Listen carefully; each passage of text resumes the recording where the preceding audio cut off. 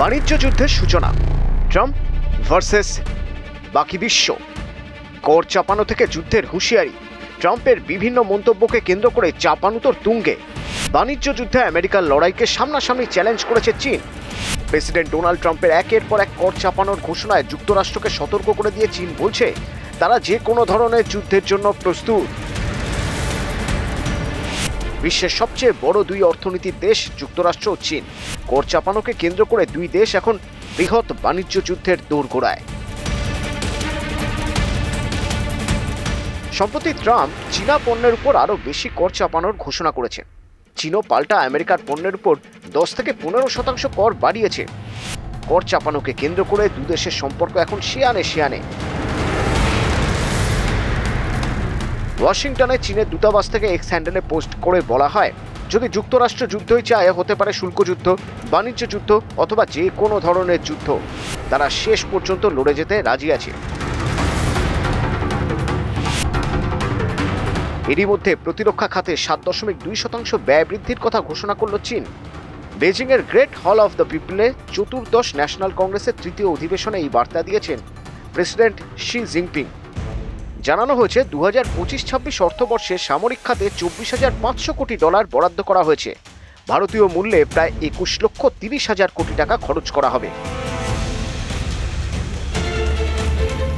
বেজিংয়ের সম্মেলন থেকে চীনের নেতারা দেশবাসীকে এই বার্তা দিতে চাইছেন, যে কোনো পরিস্থিতিতে চীনের অর্থনৈতিক অগ্রগতি অব্যাহত থাকবে, এমনকি বাণিজ্য যুদ্ধ শুরু হয়ে যাওয়ার ঝুঁকির মধ্যেও।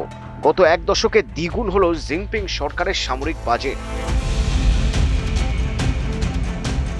টানা 3টি অর্থবর্ষে প্রতিরক্ষা বাজেট প্রায় 7% করে বাড়ল। চীনের শাসক কমিউনিস্ট পার্টি জানিয়েছে পিপলস লিবারেশন আর্মির আধুনিকীকরণের জন্য এই বাড়তি অর্থ ব্যয় করা হবে। 2019 সালে শি জিনপিং সরকার প্রতিরক্ষা বাজেট 7.5% বাড়িয়েছিল। এরপর এবারই বৃদ্ধির হার সর্বোচ্চ। চীন এর আগেও যুদ্ধের জন্য প্রস্তুত থাকার কথা বলেছিল। গত বছর অক্টোবরে তাইওয়ান ঘিরে বড় আকারে সামরিক মহড়ার সময় চীনের প্রেসিডেন্ট শি জিনপিং তার সামরিক বাহিনীকে যুদ্ধের প্রস্তুতি বাড়াতে বলেছিলেন। কোন যুদ্ধের জন্য তৈরি হচ্ছে চীন তা নিয়ে জল্পনা তুঙ্গে। এরই মাঝে আমেরিকা আর চীনের বাণিজ্য যুদ্ধ কোন খাতে বইবে সেদিকেও তাকিয়ে শিল্পমহল।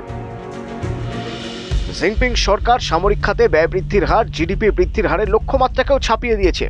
2025-26-এ জিডিপি বৃদ্ধির লক্ষ্যমাত্রা মাত্র 5.5% স্থির করা হয়েছে।